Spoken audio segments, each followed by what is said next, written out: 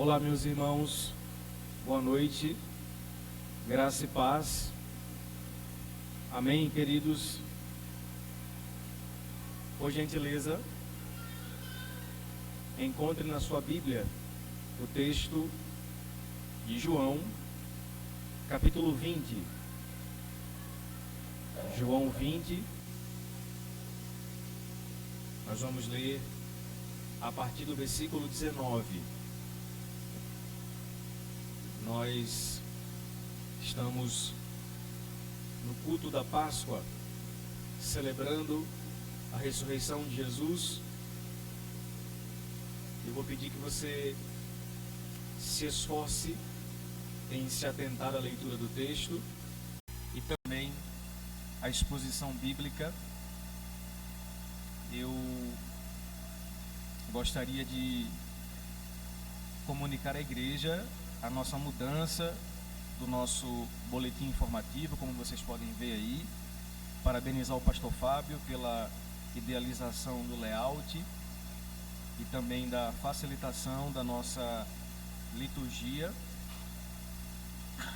Os irmãos também puderam perceber que nós estamos com a nossa liturgia alterada, muito mais dinamizada, e acredito que começando pontualmente às 18h30, o nosso culto não se estenderá além do horário combinado. Isso será muito bom, benéfico para todos nós. Inclusive, irmãos, no nosso boletim informativo, eu incentivo que vocês leiam. Nós já estamos aí anunciando a nossa próxima leitura do Clube do Livro. Já fizemos, inclusive, os pedidos da leitura. O irmão Robson e o pastor Fábio, que estão à frente do Clube do Livro, e você pode ler um pouquinho aí da resenha desse livro, O Poder das Palavras da Cruz de Cristo. Como eu queria ter lido esse livro antes de formular o sermão de hoje, por exemplo, né? E na contracapa da nossa pastoral, você encontra também uma referência aos aniversariantes do mês. Então a gente vai estar dando essa ênfase e também orando por cada um destes, além também de um espaço para as anotações que você pode fazer durante o culto. Meus amados irmãos, vamos então ao texto bíblico. A gente vem trabalhando sobre a Páscoa, a nossa jornada devocional é sempre um tempo muito especial. Como eu falei para vocês, a Páscoa é a nossa principal celebração no calendário litúrgico, porque ela enfatiza a ressurreição de Jesus. E o fato de Jesus ter ressuscitado traz luz à nossa fé. Na terça-feira, a gente falou aqui sobre a Páscoa como o caminho para a liberdade. E a gente falou sobre a primeira Páscoa, a Páscoa dos Hebreus. Mas hoje a gente vai falar sobre a Páscoa no sentido da plenitude em Cristo, ao Jesus instituir a sua bendita Páscoa. Eu gostaria de intitular a mensagem de hoje como a paz da Páscoa. João 20, portanto, versículo 19 ao 29, diz assim: Ao cair da tarde daquele primeiro dia da semana, estando os discípulos reunidos a portas trancadas por medo dos judeus, Jesus entrou, pôs-se no meio deles e disse: Paz seja com vocês. Tendo dito isso, mostrou-lhes as mãos e o lado. Os discípulos alegraram-se quando viram o Senhor. Novamente Jesus disse: Paz seja com vocês. Assim como o Pai me enviou, eu os envio. E com isso soprou sobre eles e disse: Recebam o Espírito Santo. Se perdoarem os pecados de alguém, estarão perdoados. Se não os perdoarem, não estarão perdoados. Tomé, chamado Dídimo, um dos 12, não estava com os discípulos quando Jesus apareceu. Os outros discípulos lhe disseram: Vimos o Senhor. Mas ele lhes disse: Se eu não vir as marcas dos pregos nas suas mãos, não colocar o meu dedo onde estavam os pregos e não puser a minha mão no seu lado, não crerei. Uma semana mais tarde, os seus discípulos estavam outra vez ali, e Tomé com eles. Apesar de estarem trancadas as portas, Jesus entrou, pôs-se no meio deles e disse: Paz seja com vocês. E Jesus disse a Tomé: coloque o seu dedo aqui, veja as minhas mãos, estenda a mão e coloque-a no meu lado.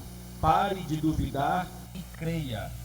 Disse-lhe Tomé: Senhor meu e Deus meu.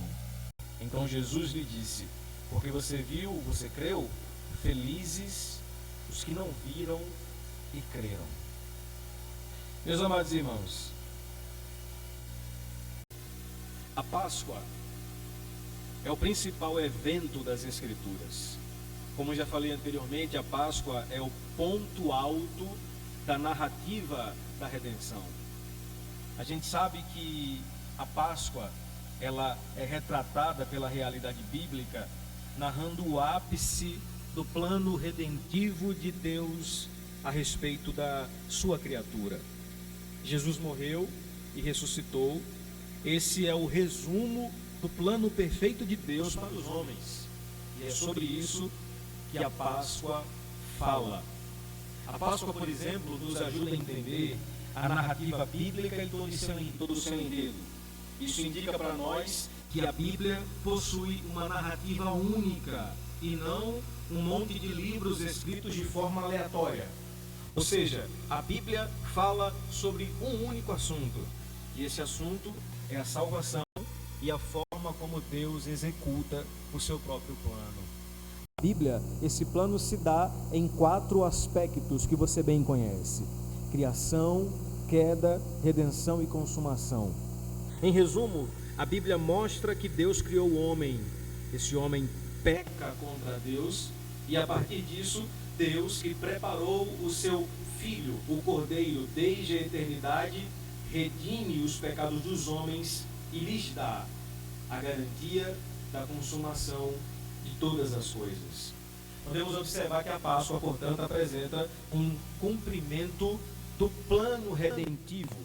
A Páscoa, instituída no Êxodo, como falamos aqui terça-feira passada, através de Moisés, servia para lembrar os israelitas da passagem, da transição da escravidão do Egito para a liberdade da terra prometida. A Páscoa, instituída por Jesus na última ceia, também realça essa ideia de passagem, de transição.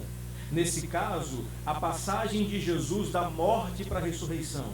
Assim como podemos aplicar a Páscoa para o nosso cotidiano, porque a Páscoa também celebra a passagem do nosso estágio espiritual, também revelado nesse processo de transição.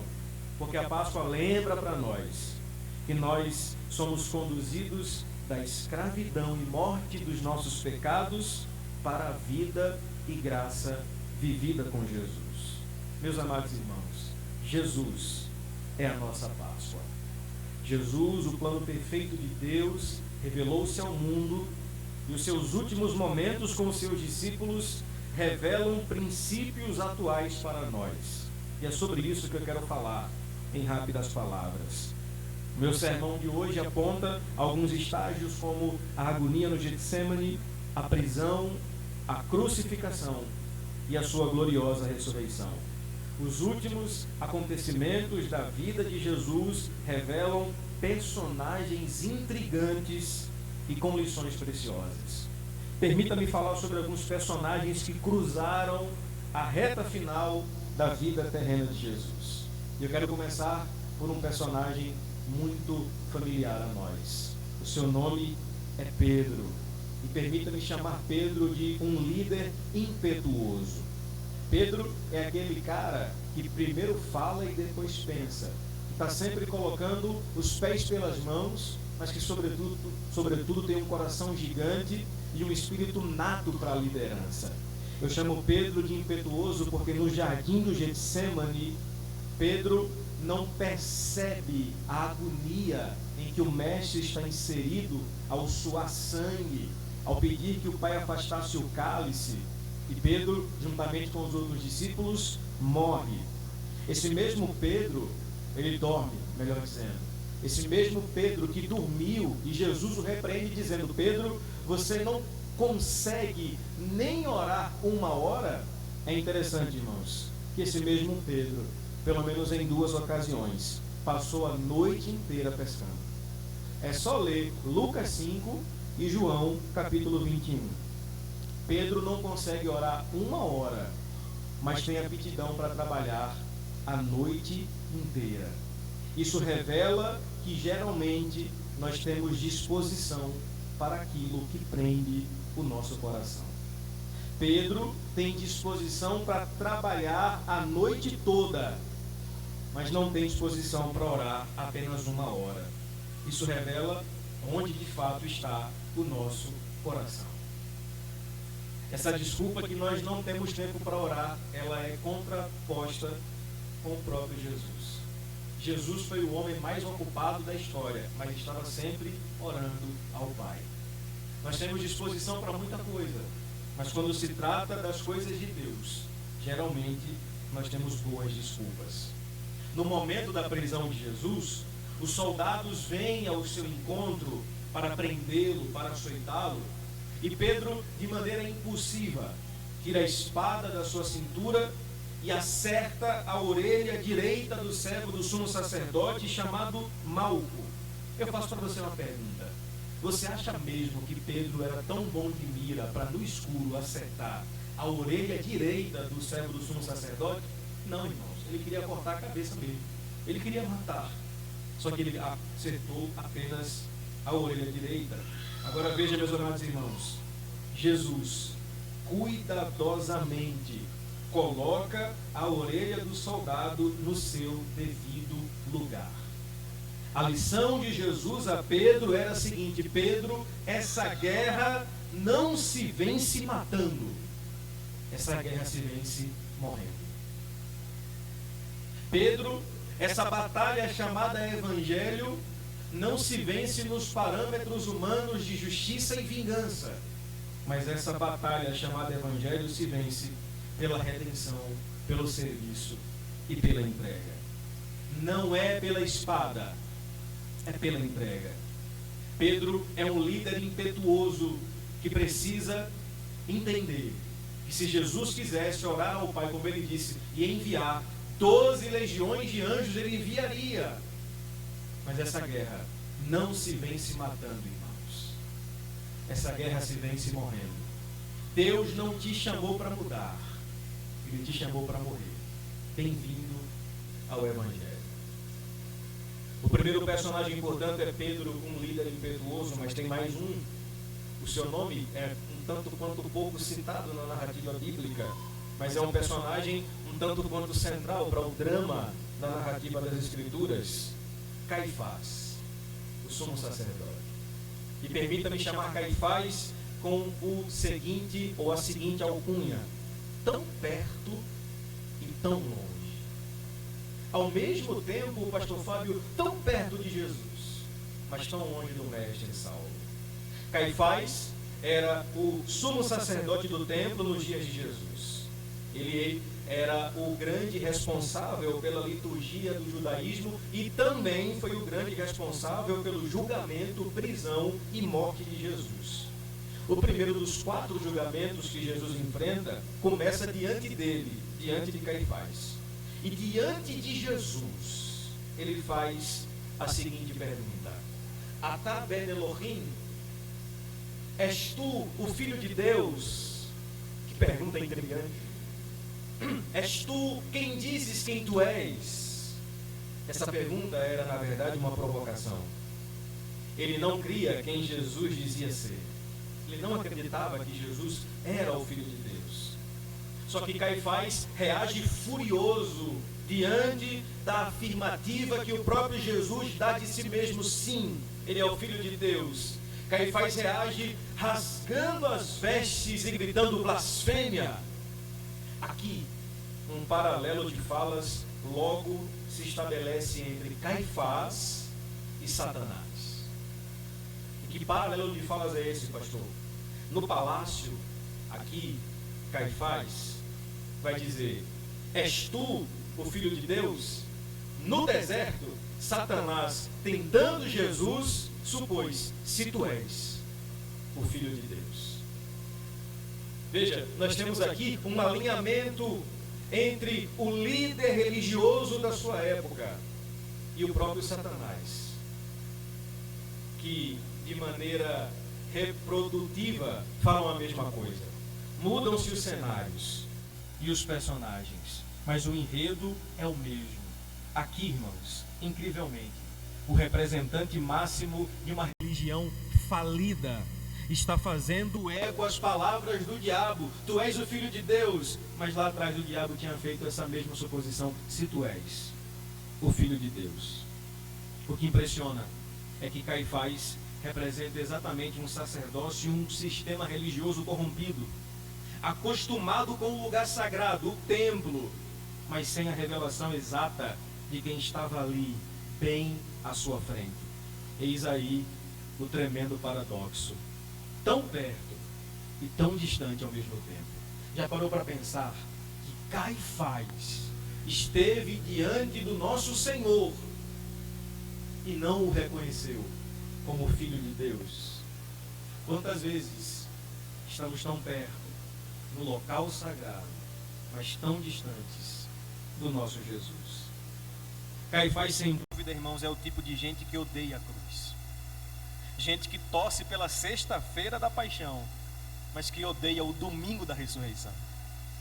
Veja, Caifás, em nome de Deus, conspirou contra Deus, matando seu filho. Já parou para pensar nisso? Caifás ordenou ou julgou que Jesus deveria morrer em nome de Deus, irmãos. E em nome de Deus, tem muita gente matando Jesus todos os dias, pregando um falso evangelho, vendendo ilusões que a Bíblia não os recomenda, fazendo do sagrado mágica, tão perto, mas tão distante ao mesmo tempo. Só que Jesus e Caifás eram de reinos totalmente diferentes. Caifás estava acostumado com a lógica da negociata, toma lá da cá. Jesus com a lógica do serviço. É por isso que Jesus foi monossilábico nas suas respostas a Caifás. Esse detalhe é interessante. Caifás e Pilatos, por exemplo, eles vão questionar Jesus sobre muitas coisas. E as respostas de Jesus são muito breves. Tu és rei dos judeus? Jesus, tu dizes. É você que está falando. Jesus foi extremamente monossilábico, ou seja, poucas palavras. Agora, olha que interessante. Que contraste da graça. Para Caifás, o líder religioso, poucas palavras. Mas para uma prostituta samaritana, ele, Jesus, abriu o diálogo e conversou uma longa conversa com ela. Isso indica, irmãos, para nós, que a graça de Deus, ela nivela pecadores e santos através do poder glorioso do favor de Deus. De Caifás, Jesus é levado para um outro personagem que eu queria destacar. Ele é conhecido na Bíblia como Pilatos. E permita-me chamar Pilatos de o servo do poder. Pilatos, ele apresenta Jesus à multidão e declara a seguinte expressão: Ecce homo, em latim, eis o homem. De um lado, nós temos Pilatos, o servo do poder. Do outro, Jesus, o que usa poder para servir. Pilatos é interessante porque ele era um representante fiel de Roma, um retrato fiel de César. Já Jesus era o servo sofredor, representante do reino dos servos. Diante do Filho de Deus, irmãos, Pilatos faz um gesto que ficou conhecido por toda a eternidade. O que é que ele faz? Ele lava as mãos. Ele fez política da boa vizinhança na hora errada. Ele tentou agradar a todos, judeus e romanos, mas não percebeu quem estava ali diante dele: o Filho de Deus. O impressionante é que enquanto Pilatos lava as mãos, Jesus lava os pés. Não é tremendo isso? Pilatos lava as mãos, as suas mãos. Jesus lava os pés dos outros. Oh, meus amados irmãos, Pilatos lava as mãos em sinal de covardia. Jesus lava os pés dos seus discípulos em sinal de humildade. Que contraste!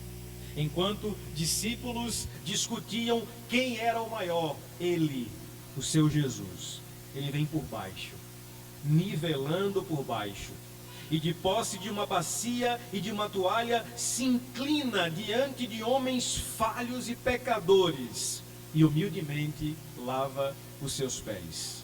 Escute isso, por favor, irmão. No Evangelho, poder que não me conduz ao serviço não é poder, mas é manobra de domínio. Jesus nos chamou para servir. Pilatos lava as mãos. Jesus lava os pés. Lavando as mãos, Pilatos sinaliza uma verdade que até hoje está de pé. Que verdade é essa, pastor? É que no poder são poucos os que não têm as mãos sujas. No poder, e quem ama o poder e está acostumado com o poder, poucos são os que têm as mãos limpas. Na verdade, são poucos os que não têm as mãos sujas. Jesus é condenado, julgado, açoitado, é crucificado. Na cruz, Jesus disse 7 frases. Agora lembrem, irmãos, falar na cruz era um esforço sobre-humano. Afinal de contas, Jesus estava pendurado, respirando com extrema dificuldade. Então o ideal era que Jesus não falasse nada enquanto estivesse na cruz, porque falar era sem sombra de dúvidas um esforço doloroso. Mas na cruz, pendurado no madeiro, colocando força sobre os pés e buscando o ar do fundo de si mesmo, ele faz um esforço sobre-humano. E a primeira das suas 7 frases na cruz é justamente essa: Pai, perdoa-lhes, porque eles não sabem o que fazem. Dá para entender a dimensão disso, irmãos? Jesus está na cruz, agonizando em dor, sofrimento. O recomendado é que ele não fale nada, mas ele faz um esforço sobre-humano para dizer: Pai, perdoa-lhes. Eles não sabem o que fazem. Com Jesus, aprendemos que não há desculpas quando o assunto é perdão. Nós somos bons demais para dar desculpa, né? Não, pastor, não perdoa porque eu fui feliz demais. Eu não vou perdoar, pastor, porque o assunto é perdão. Imagine na cruz, Jesus, açoitado, pendurado, quase sem forças para respirar. Arruma forças, não sei de onde para dizer: perdoa. Eles não sabem. Uma das suas últimas frases é: está consumado. Pré-colostado. Se Jesus tivesse dito: fiz minha parte, agora nós estaríamos desesperados. Mas o que ele disse foi: está consumado. Parafraseando o pastor Ricardo Rosa, da Igreja Batista da Graça, um amigo da Atos 29, estamos seguros, porque Jesus na cruz não fez tentativas, ele consumou a nossa redenção. Só que sabe o que é maravilhoso, irmãos? Olha que paradoxo da graça. Ele disse, pastor Fábio, está consumado. Só que nós ainda estamos nesse mundo caído, com pecado, com problemas, com dificuldades, com dívidas, com tanta coisa complicada, mas ele já disse: está consumado. Ele consumou uma obra que no futuro será realizada, mas nós já podemos desfrutar dessa realidade. Tudo acabará bem, meus amados irmãos, porque essa luta não foi vencida por nós, mas o nosso Jesus, ele consumou todas as coisas nele mesmo. Eu quero abordar alguns pontos rápidos desse texto que a gente leu, para que a gente possa, portanto, concluir. A paz da Páscoa revela para nós algumas verdades interessantes. Jesus morre, mas a Bíblia diz que ao 3º dia ele ressuscita. Enquanto isso, seus discípulos estão escondidos, aterrorizados e amedrontados, até que Jesus aparece para eles. Agora, note que coisa interessante. Quantos lembram aqui quantas pessoas nós temos ao pé da cruz de Jesus? Dá para contar nos dedos. A maioria dos discípulos fogem, vão embora aterrorizados, se escondem. No pé da cruz, quem é que a gente tem lá? Nós temos Maria, mãe de Jesus. Nós temos Madalena, a mulher de Zebedeu. E dos apóstolos, apenas um, João. Agora, olha que interessante. Os que estão ao pé da cruz, basicamente, são os que recebem primeiro a revelação da ressurreição. Porque para quem é que Jesus primeiro aparece? Ele aparece para as mulheres. Então note uma coisa, irmãos, não há revelação exata do Cristo ressurreto se nós não nos aproximarmos da sua bendita e maravilhosa cruz. Irmãos, o mundo odeia a cruz. O mundo odeia a cruz. Eu postei ontem nos meus stories que o Google, a maior empresa de tecnologia do mundo, quando é festa do islamismo, Ramadã, ele muda o seu layout para homenagear o Ramadã. Quando é 31 de outubro, Halloween, ele muda o seu layout para homenagear o Halloween. Mas na Páscoa, ele simplesmente ignora o maior fato da história. Mas se o Google ignora, se o mundo ignora e se o mundo odeia, a igreja de Jesus pode cantar a plenos pulmões: sim, eu amo a mensagem da cruz. Até morrer, eu a vou proclamar. Quanto mais próximos da cruz, irmãos, mais revelação do Cristo ressuscitado teremos. Os discípulos estão amedrontados, aterrorizados com tudo que está acontecendo, certamente pensando: nós seremos o próximo, vão nos matar, nos perseguir. Aí o versículo 19 traz uma informação inicial para nós. Ao cair da tarde daquele primeiro dia da semana, estando os discípulos reunidos a portas trancadas por medo dos judeus, Jesus entrou, pôs-se em pé no meio deles e disse: paz seja com vocês.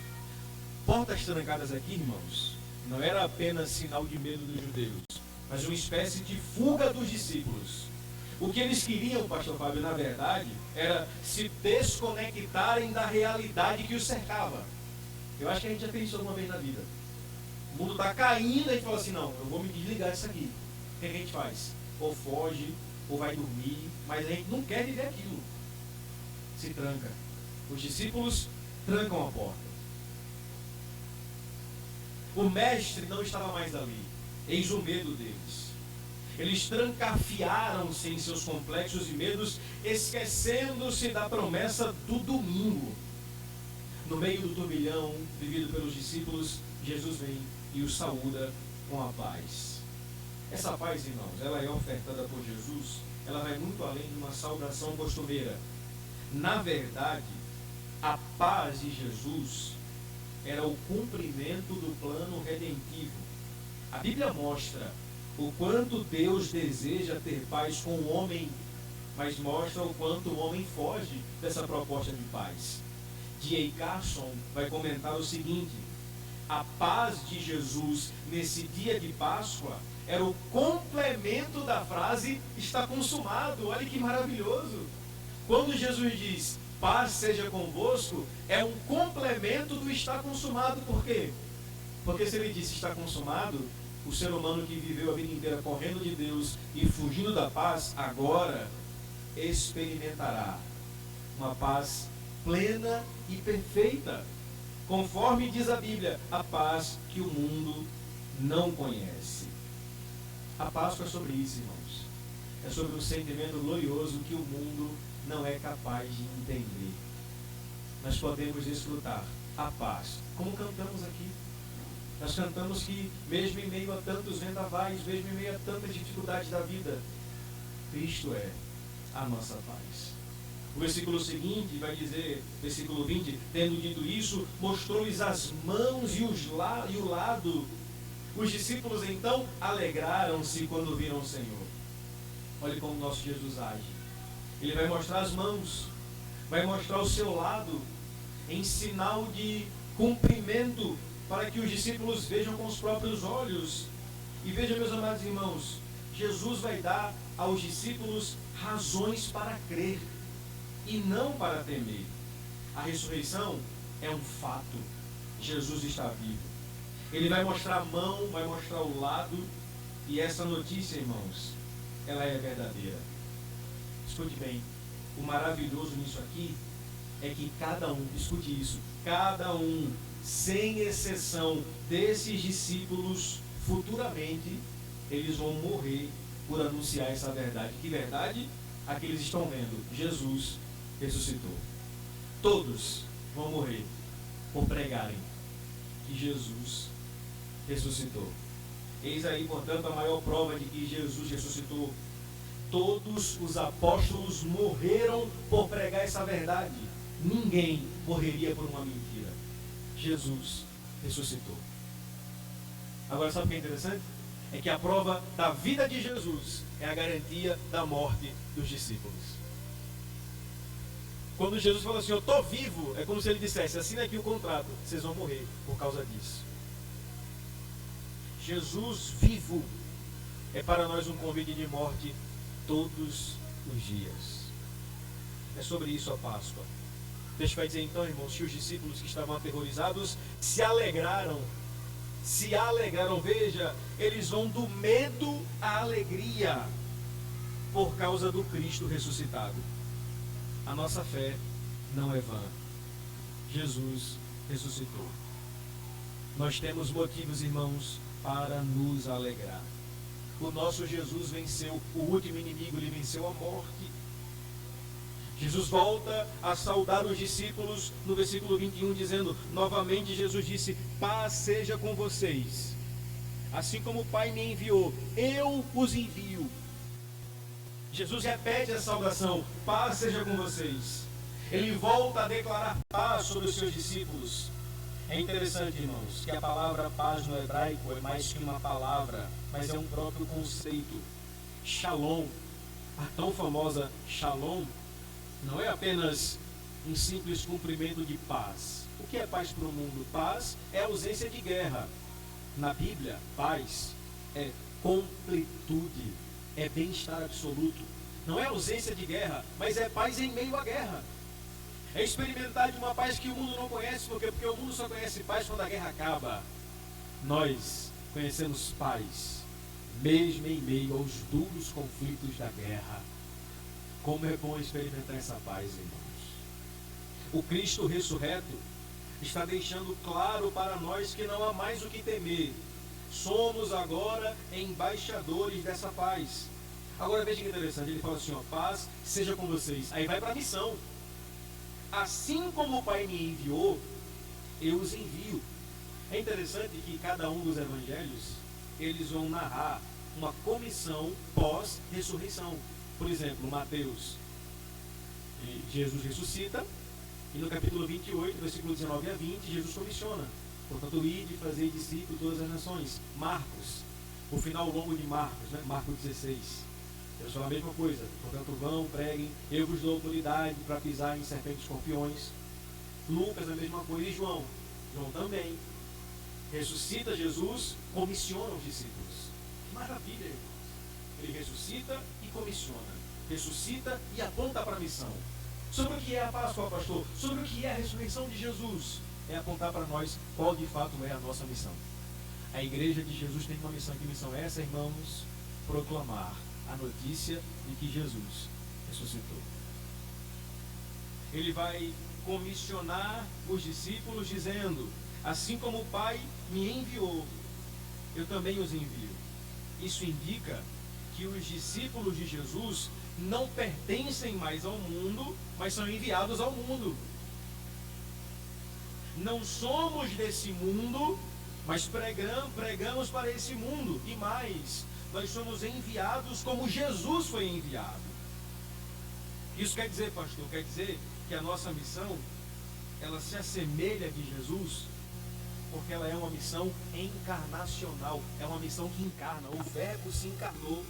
Nós devemos encarnar a missão de Deus. Em que sentido? No sentido de tornar prática essa missão, de alcançarmos pessoas com essa maravilhosa notícia da ressurreição. Jesus encarnou. nós devemos praticar a realidade da ressurreição. Devemos perceber, irmãos, que Jesus deixa claro que a missão não começa em nós, mas a missão é dele. Os apóstolos de Jesus receberam a missão de continuar a obra de Cristo e não de começar outra. A missão é dele. A missão não é nossa. A missão é de Jesus. Nós somos instrumentos da missão que ele nos confiou. Assim, o ministério cristão é uma continuação do ministério do próprio Jesus. Versículo 22, a Bíblia diz: e com isso soprou sobre eles e disse: recebam o Espírito Santo. Tremendo, irmãos, porque a primeira efusão do sopro de Deus fez o homem ser vivente. Aqui, o sopro do Cristo ressurreto transforma os medrosos discípulos em homens que mudaram o mundo. Já parou para pensar, irmãos, que Jesus escolheu 12 homens que mudaram o mundo? Homens, por vezes, ignorantes, sem status, sem fama, pescadores, a maioria deles, outros escorraçados pela sociedade, e esses homens mudaram o mundo. Receberam a autoridade do Espírito para mudar o mundo. E a pergunta é: como é que eles mudaram o mundo? Já pensou?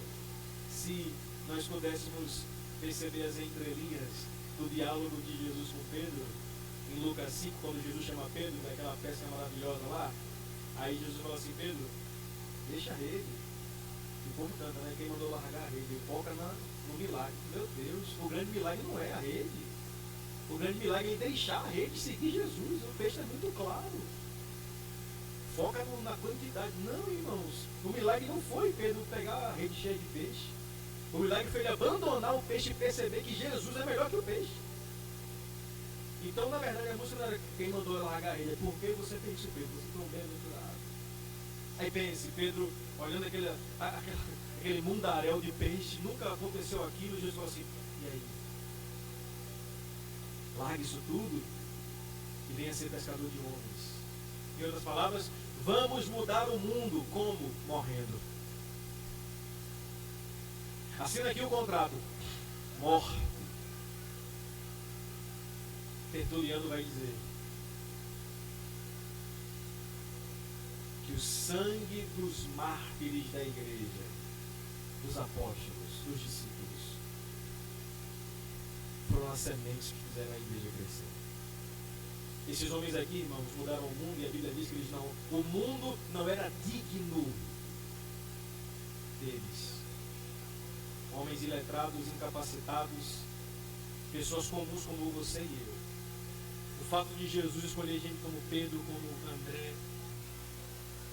como Mateus, como Simão Zelote. Esse cara é um paradoxo. Simão Zelote, um radical, um black bloc dos dias de Jesus.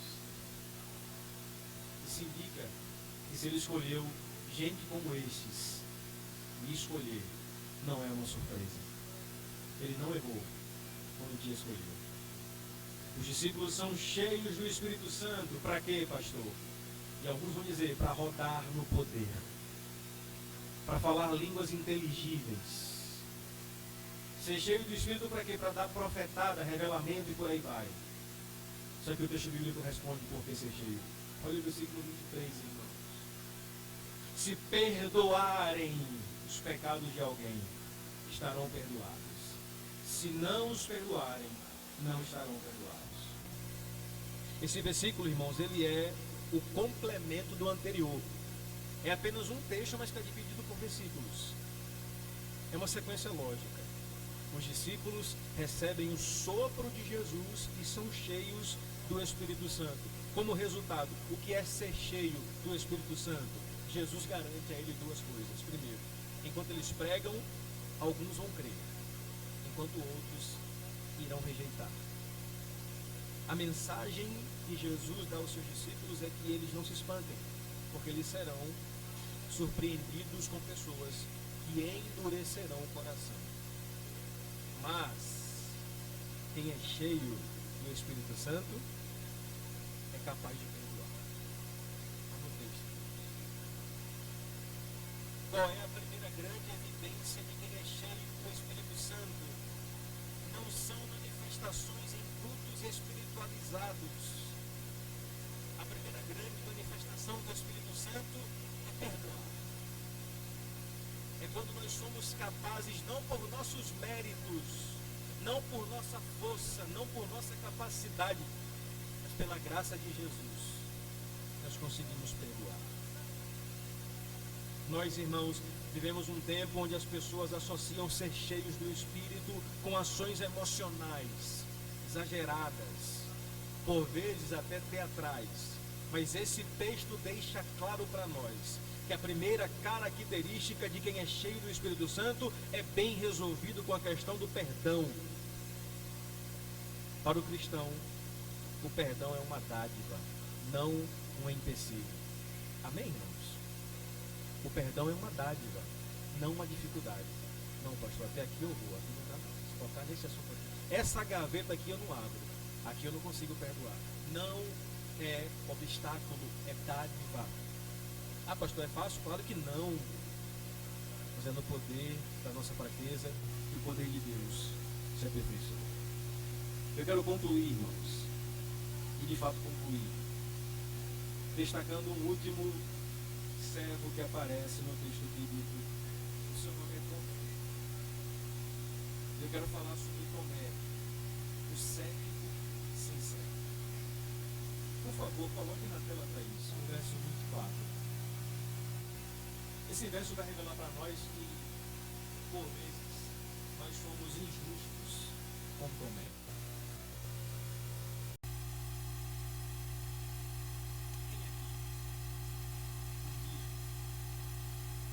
Já ouviu a seguinte expressão: Tomé sem fé?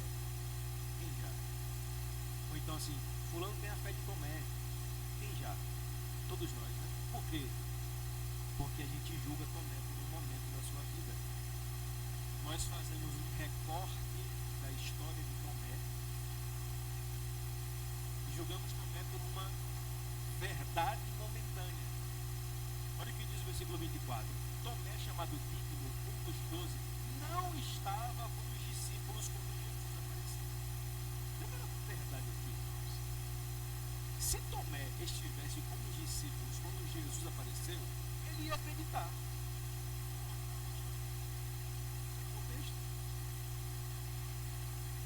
Se ele estivesse presente quando Jesus apareceu para os outros 11 ou 10, porque né?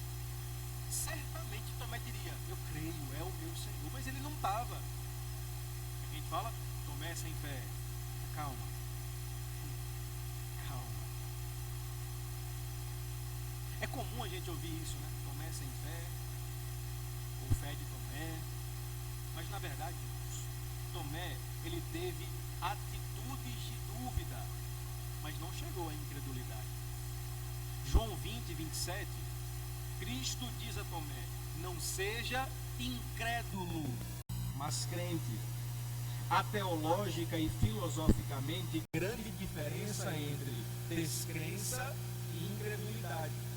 O descrente é a pessoa que tem dúvidas e dificuldades em aceitar as provas que os outros lhe dão de fato. Foi o que aconteceu com Tomé. Ele não estava presente. Aí os discípulos falam para Tomé: Tomé, Jesus ressuscitou. Então ele tem um momento de descrença, ou seja, dúvidas, como quem diz assim: eu não vi, eu preciso ver. Só que nós, irmãos, nós somos mal resolvidos com questionamentos. Você aprendeu: não questione, não pergunte, não fale. Se o pastor falou, é isso mesmo. Nós somos bons de exclamações e ruins de interrogações. Temos um tempo de perguntar ou questionar, se tornou pecado. Tomé é um cara que pensa assim: se eu não li, eu não creio, porque eu não posso crer no que os outros falam. Por mais que sejam pessoas que eu conheço, eu quero ter a minha própria experiência. Então veja, meus amados irmãos, Tomé é um cético sincero, porque pelo menos ele tem coragem de externar a sua sinceridade. Tomé não era um incrédulo desse tipo que eu falei. Esse incrédulo que a atitude moral é a vontade de não crer de modo algum. Não, pelo contrário. Ele apenas colocou em dúvida as provas que os outros lhe diziam. Ele simplesmente desconfiou do testemunho dos seus companheiros e teve a franqueza de declarar essas verdades, que somente vendo creria. A dúvida assim, irmãos, preste bem atenção, a dúvida assim sempre conduz à fé em Cristo. Por quê? Porque diante das provas que Jesus vai dar a Tomé daqui a pouco, nós vamos perceber que a reação de Tomé, ela é maravilhosa. Mas se as nossas dúvidas são honestas, sinceras e pesquisadoras, elas sempre nos levarão à fé em Deus. Porque para cada uma das nossas dúvidas, Jesus tem respostas. Para cada uma das nossas incertezas, Jesus é a pessoa. Para cada um dos nossos temores, Jesus se revela. Deixe-me fazer uma apologia ainda maior a Tomé. Não está nem aqui no sermão, mas eu lembrei agora. Abra sua Bíblia rapidinho, no capítulo 11 de João. Ah, pastor, Tomé sem fé, Tomé duvidou. E é? Vamos para João 11. No episódio em que Lázaro morreu. Olha o que diz. Eu vou ler do versículo 7. Lembre que aqui é a ressurreição de quem? Lázaro. Jesus está prestes a ressuscitar Lázaro. Olha o que vai dizer, versículo 7. Depois disse aos seus discípulos: vamos voltar para a Judeia. Estes disseram: mestre, há pouco os judeus tentaram apedrejar-te, e assim mesmo vais voltar para lá? Jesus respondeu: o dia não tem 12 horas? Quem anda de dia não tropeça, pois vê a luz deste mundo. Quando anda de noite tropeça, pois nele não há luz. Depois de dizer isso, prosseguiu dizendo-lhes: nosso amigo Lázaro adormeceu, mas vou até lá para acordá-lo. Seus discípulos responderam: Senhor, se ele dorme, vai melhorar. Jesus tinha falado de sua morte, mas os seus discípulos pensaram que ele estava falando simplesmente do seu sono. Versículo 15. E para o bem de vocês, estou contente por não ter estado lá, para que vocês creiam. Mas vamos até... Agora veja esse versículo 16. Então Tomé, quem? Não fale alto. Então quem?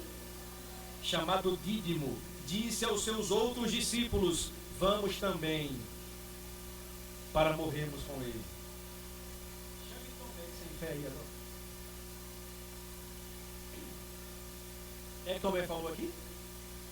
Anteriormente, os discípulos falaram: Senhor, eles querem matar o Senhor lá na Judéia, e o Senhor quer voltar para lá? Não vamos não. Aí Tomé fala assim: não, vamos, e morramos com ele. Me mostre um discípulo na Bíblia que teve essa atitude de dizer assim: eu vou morrer por ele. Me mostre um, apenas um. Pedro, o líder impetuoso, pelo contrário, quando Jesus disse: é necessário que o Filho do Homem padeça, seja morto, ele se levantou e disse: não, Senhor, o Senhor não vai morrer, eu não vou deixar. O que é que Jesus fala para ele? Para trás de mim, Satanás, porque não lhe convém saber dos planos de Deus. Eu tomei aí, irmãos.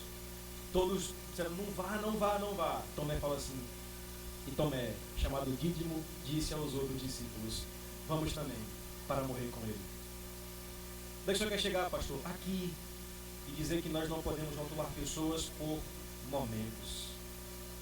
A gente vive o tempo dos cortes de internet. O podcast tem 3 horas de conversa. Mas a pessoa pega um texto de 30 segundos, tira de contexto e fala: isso aqui falou isso aqui, então vamos cancelar, acabou, pronto. Nós não somos momentos. Se Tomé um dia duvidou, esse dia aqui ele quis dar a vida por Jesus. E só para concluir a defesa de Tomé, tem um livro chamado 12 Homens e uma Missão, de um escritor brasileiro batista chamado Aramis de Barros. E ele conta toda a vida e a trajetória dos discípulos, desde antes do ministério, a vida com Jesus e pós-ressurreição. Mostra para onde foram os discípulos. E a tradição cristã afirma que Tomé, irmãos, Tomé, ele foi para a Índia, e já naquele contexto a Índia tinha mais de 1 milhão de deuses. Tomé chegou na Índia para pregar, e ele foi para um templo onde se manifestava os deuses do panteão da Índia.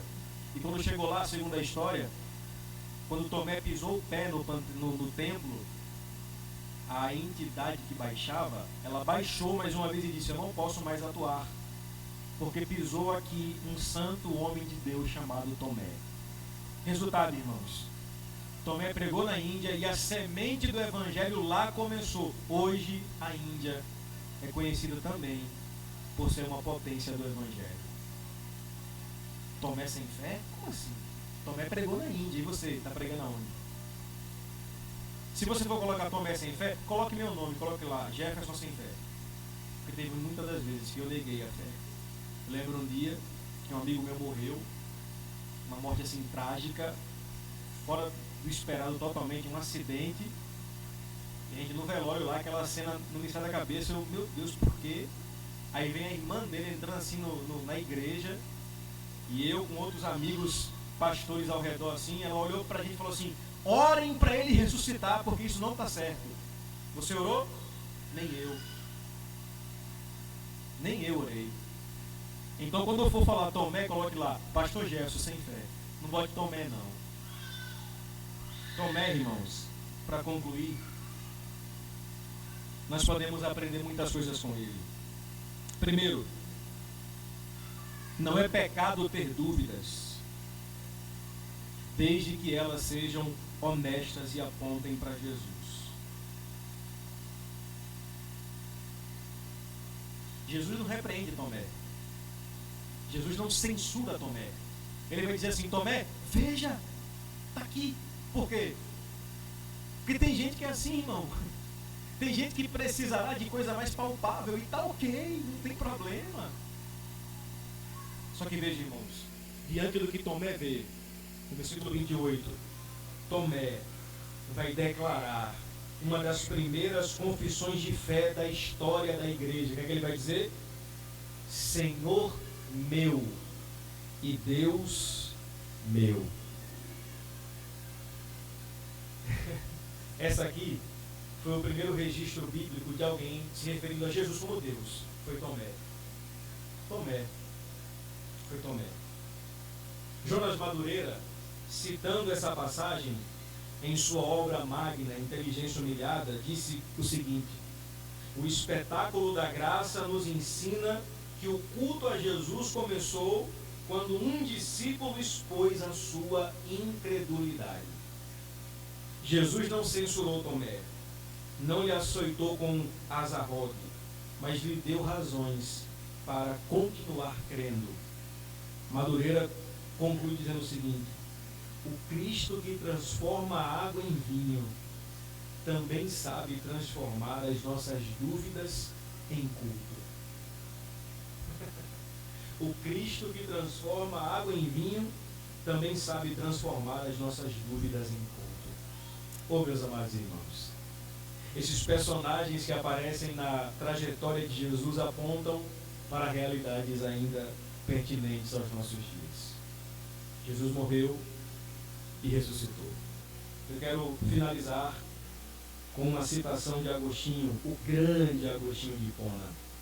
Agostinho vai trazer uma palavra afirmativa maravilhosa acerca desse contexto de Jesus e a forma como ele se entregou, mas também ressuscitou.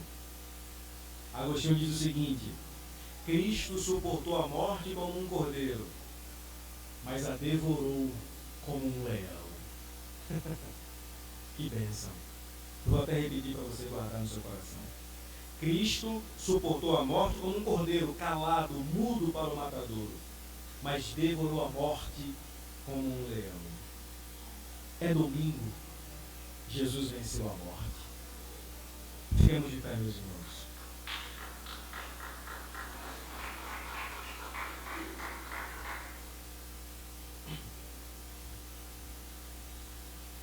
Glória a Deus.